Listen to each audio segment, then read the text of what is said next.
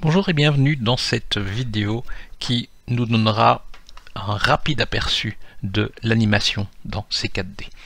Nous avons un sujet, c'est-à-dire j'ai un vaisseau spatial si je puis dire, ça ressemble à un phare et un vaisseau spatial puisque c'est une invasion martienne mais qui se déguise, je dirais leurs vaisseaux sont déguisés en phare. Avant toute chose, je vais légèrement modifier mon interface, ou alors si je reviens ici sur standard, je vais automatiquement avoir ce dont je vais avoir besoin, c'est-à-dire ma ligne du temps.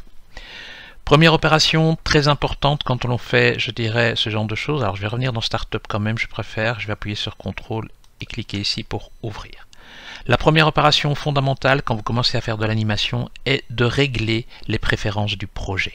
Donc je peux trouver les choses ici, mode, je peux aller dans projet et je vois qu'ici je suis en frames par seconde, je suis en 30 frames par seconde sur une durée de 90 frames. Ce que je vais faire, je vais passer ici en 25 et vous voyez qu'automatiquement il a donc bien calculé 3 secondes et j'ai 75 ou 75 frames qui sont activés. Alors, on va peut-être reprendre un petit peu plus. Je vais passer ici à 100, comme ceci. Et ce que je vais faire, via Alt, clic droit, je vais dézoomer par rapport à mon objet. Ce que je vais faire pour qu'on ait des indices, c'est bien je vais vite tracer des éléments qui vont me permettre justement de mieux m'y retrouver. Le premier élément que je vais faire, eh bien, je vais faire quelque chose de très simple. Je vais prendre ici, par exemple, une étoile, comme ceci. Je vais lui demander d'avoir moins de subdivision, on va en faire 4 comme ceci et je vais déplacer l'objet. Alors il est très grand, donc du coup ce que je vais faire, je vais utiliser mon outil de mise à l'échelle et je vais réduire sa taille. Je peux renommer ceci Star One comme ceci, et pour ne pas refaire toute la manœuvre, ce que je vais simplement faire, je vais aller chercher mon outil de déplacement et via la touche CTRL, je vais aller faire une copie de mon élément. Alors, on va faire quelque chose de pas trop grand non plus. On va déplacer la chose, par exemple, ici. Star 1, je vais l'appeler Star 2, Star 02. Et j'aimerais bien que ce soit un petit peu plus visible. Donc, ici, en vue, je dirais de front, on voit bien les choses. En vue, par exemple, de perspective, on ressent un petit peu moins les choses. Du coup, ce que je vais faire, eh bien, je vais lui donner du relief. Pour cela, je vais prendre Star 01 et je vais aller chercher quelque chose qu'on appelle l'extrude pour que ce soit placé automatiquement, les objets en vert dans C4D ayant, je dirais, besoin d'être placés en tant que parent. Je vais appuyer sur la touche Alt. Là, je vois qu'il y a quelque chose qui est apparu. J'ai un peu plus de relief. Je vais faire la même chose. J'appuie sur Alt et je vais chercher une extrude également pour ma deuxième étoile. Pour qu'elle soit encore plus, je dirais, visible, ce que je vais simplement faire, je vais ouvrir mon Material Manager et je vais aller dans Create, Material, Standard Material. Je vais double-cliquer dessus, renommer la chose étoile 01. Et au niveau de la couleur, ce que je vais faire, je vais aller chercher par exemple une couleur rouge, comme ceci. Je n'ai pas besoin de la réflectance, donc je peux avoir quelque chose de mat. Je vais faire une copie de mon étoile 1, CTRL toujours, et ici je vais renommer la chose étoile 2, comme ceci, et on va faire un double clic sur quelque chose de vert. Je peux refermer mon gestionnaire de matériaux, et je peux maintenant, ou plus exactement, d'abord placer Star 1 et ici placer les choses sur Star. Voilà. Je ferme ceci. Qu'est-ce que je vois? Je vois que tout est en place. J'ai donc la possibilité maintenant de basculer d'une fenêtre à l'autre, donc c'est-à-dire via toujours le clic molette. Et ce qui est intéressant par rapport à ça, c'est que si je veux, je dirais, figurer un petit peu mieux les choses, je peux aller dans la partie Display et lui demander de faire du Goro Shading et Line. Voilà. Nous avons donc maintenant notre vaisseau et je vais prendre simplement le vaisseau et je vais fixer sa position de départ. Donc on va fixer les choses ici. Alors nous avons donc dans la partie inférieure la barre d'animation. Donc les curseurs que vous voyez là sont des curseurs classiques de Play, de Go Previous, Go Previous Key, etc., etc. Ce qui va nous intéresser dans ce cas-ci, eh bien, c'est de limiter, je dirais, les clés d'animation à ce qui nous intéresse. Je pourrais le faire de manière générale, c'est-à-dire qu'ici j'ai les différentes choses. Donc ici c'est les clés de position, les clés de rotation, les clés de mise à l'échelle, les paramètres et éventuellement le PLA qu'on appelle le Point Level Animation. Je n'en ai pas spécialement besoin, donc je peux le désactiver. Disons que ce qui va m'intéresser ici, je n'ai pas besoin des paramètres non plus, comme ceci. On peut de toute manière faire, je dirais, des animations dans différents canaux que l'on peut éventuellement simplifier par la suite, c'est-à-dire que l'on peut enlever les choses qui ne nous intéresseraient pas. On va donc commencer par la position de base de notre vaisseau. Je vais prendre ses coordonnées et en fait il y a plusieurs manières de créer des clés d'animation.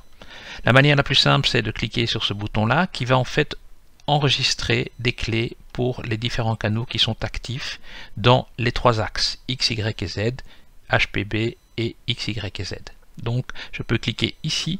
Je pourrais éventuellement le faire en local également, mais ça va prendre un peu plus de temps, donc on va le faire de manière générique. Je vérifie bien que mon curseur soit en frame 0, et ce que je vais simplement faire ici, je vais cliquer sur Record Active Object. Je clique, qu'est-ce que je vois? Alors je vois qu'en dessous de mon curseur d'animation, un petit trait est apparu, donc une clé d'animation est apparue, et je vois également que mes canaux de position, d'échelle et de rotation, eh bien, sont activés. Je vais déplacer mon curseur en 100, et ce que je vais faire, je vais simplement prendre la flèche, puisque je peux sélectionner mon objet en mode, il est en object mode, très bien, et ici ce que je peux faire maintenant, c'est donc en move, je vais déplacer la chose comme ceci. Je vois maintenant qu'il me signale plusieurs choses. La première chose qu'il me signale, c'est qu'en fait, je vois que les petits curseurs là sont devenus, je dirais, transparents, c'est-à-dire qu'ils sont creusés. Ceci veut simplement vous dire que les canaux sont animés, mais qu'à l'endroit où vous êtes, vous n'avez pas de clé qui est sauvegardée. Je vois qu'il y a une petite différence en PX, puisqu'en fait, on s'est déplacé ici en PX. Alors la différence étant que ici, c'est devenu orange. Pourquoi est-ce que c'est devenu orange? Eh bien tout simplement parce que, je dirais, il me signale que ce canal-là, donc qui n'a pas été enregistré, on est bien d'accord, sa nouvelle position, mais surtout il me signale qu'il y a eu un changement de valeur. La preuve en est, c'est que j'ai fait un déplacement sur l'axe X. Je vais, pour une question de facilité ici, mettre peut-être 3000 pour avoir une valeur un petit peu plus, je dirais, simple. Et je peux maintenant refaire le même processus, c'est-à-dire je peux Record Active Object comme ceci. Vous voyez qu'un trait est apparu entre les objets, entre les points, donc le point d'origine et le point d'arrivée. En fait, les traits, les petits traits vont vous donner une notion de vitesse. Pour vous expliquer ça de manière très simple, ce que je vais faire, je vais prendre mon curseur que j'ai placé ici en frame 100. Je vais cliquer, le sélectionner. J'ai bien dit le curseur, pas la clé d'animation, et regardez ce qui se passe. Alors ici, voilà, on a donc le déplacement qui se fait. Pour jouer sur cette animation et voir, je dirais, cette fréquence, c'est pas le curseur que je dois bouger, mais c'est la partie qui est juste en dessous, comme ceci. Alors vous voyez que quand je sélectionne, on a toute une série d'options qui arrivent, et bien les options qui arrivent sont donc Key Time, donc je suis en valeur 100, et il me dit Key Value Mixed. Pourquoi Mixed? Puisque j'ai des clés d'animation dans la position, dans la rotation et dans la mise à l'échelle. Je vais donc sélectionner ceci et déplacer. Et regardez ce qui se passe. En fait, on voit que les traits deviennent de plus en plus écartés. Et ceci vous donne une notion rapide, on est d'accord, de la vitesse. C'est-à-dire que là, c'est une vitesse très rapide. Je vais revenir ici en arrière pour remettre mon curseur d'animation en position 0. Et je vais appuyer. Voilà. Si je reprends la chose et que je la redéplace, comme ceci, je reviens en arrière, j'appuie sur Play, et là, vous voyez que le déplacement est plus lent. Donc, les petits traits me donnent une idée de la vitesse de déplacement. Ce que je vois également, par contre, c'est que ma vitesse n'est pas constante. C'est-à-dire qu'en fait, ici, je me rends compte qu'il y a une accélération et une décélération. Alors, pourquoi y a-t-il cela? Eh bien, si je retourne dans le mode projet, je vois ici dans les différentes options que je vais pouvoir modifier, j'ai donc dans la partie animation, vous voyez ici qu'il y a un réglage par défaut qui s'appelle Spline. Donc Spline veut dire quoi? Veut dire qu'il y a une accélération et une décélération. Pour que l'on voit mieux les choses, ce que je vais simplement faire, je vais placer mon curseur en dehors, sélectionner mon objet, faire un clic droit et il faut que je sélectionne l'objet sinon il ne me la montrera pas. J'ai besoin de voir les F-curves. Nous avons évidemment une interface animée qui est plus détaillée par rapport à cela, mais comme ceci est juste une présentation, on ne va pas utiliser des choses trop complexes.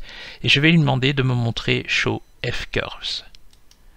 Vous voyez que la partie inférieure s'est nourrie de quelque chose. Moi j'aimerais bien que ce soit une fenêtre flottante, donc pour cela ce que je vais simplement faire, passer mon curseur sur les trois petits traits, faire un clic droit et faire Undock.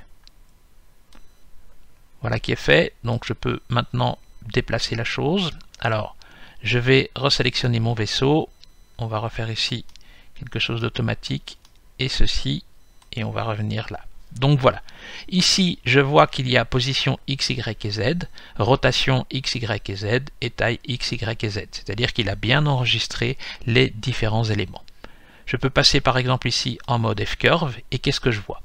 Eh bien, je vois qu'il y a donc trois choses qui sont apparues, c'est-à-dire plus exactement position X, Y et Z. Et donc, je peux par exemple, il m'indique simplement que la position, on a créé des clés, on a eu un mouvement sur les clés. Donc si je prends position X, position Y, position Z, je retrouve donc les couleurs qui sont reprises là. Ceci, on ne voit rien. Pourquoi on ne voit rien? Eh bien simplement parce qu'il n'y a pas eu de clé d'animation qui a été créée. Juste pour nourrir la chose, ce qu'on va faire, je vais donc glisser ceci sur mon deuxième écran. Temporairement, je reviens ici en mode en frame 0. Et ce que je vais faire, je vais lui demander par exemple de se déplacer en frame 50. Comme ceci. Ce que je vais faire, puisque j'ai déjà par rapport à mon vaisseau des clés d'animation en échelle, je vais simplement ici réduire la taille de mon vaisseau. Je prends l'outil de Scale et je vais faire une modification homothétique. Je reviens par ici, Record Active Object, comme ceci, une clé vient de se créer. Je reviens ici, je vois qu'il devient tout petit et qu'il redevient tout grand. Alors pourquoi devient-il tout petit et puis agrandit-il? Eh bien simplement parce qu'en frame 0 et en frame 100, j'avais mis une valeur de scale qui était à l'entièreté. Voilà qui est fait. Je reviens ici avec les choses et si je fais le classement par rapport à ceci, alors peut-être que ce sera plus clair ici. Voilà, ce sera plus clair par rapport à ça plutôt que la courbe. Et vous voyez qu'ici, en fait, dans les scales, il y a donc des choses qui se sont modifiées. Ce qui veut dire simplement qu'il m'indique gentiment qu'il y a eu de l'animation sur ce paramètre-là. Pour terminer, dirons-nous, je vais revenir ici en position 0. À la limite, je peux aller à la Next Keyframe en position 50. Et ce que je vais faire, je vais peut-être un peu zoomer pour que ce soit plus clair pour vous. Je vais prendre ici l'outil de rotation. Et on va faire une rotation à 90 degrés. Je sauvegarde. Je reviens en arrière. Je vois qu'il s'est redressé.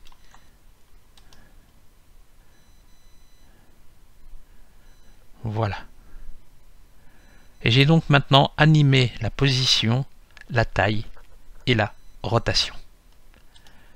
Pour connaître la suite des aventures de notre vaisseau, eh bien, je vous conseille fortement de vous inscrire à la formation d'initiation à Cinema 4D chez Video Design.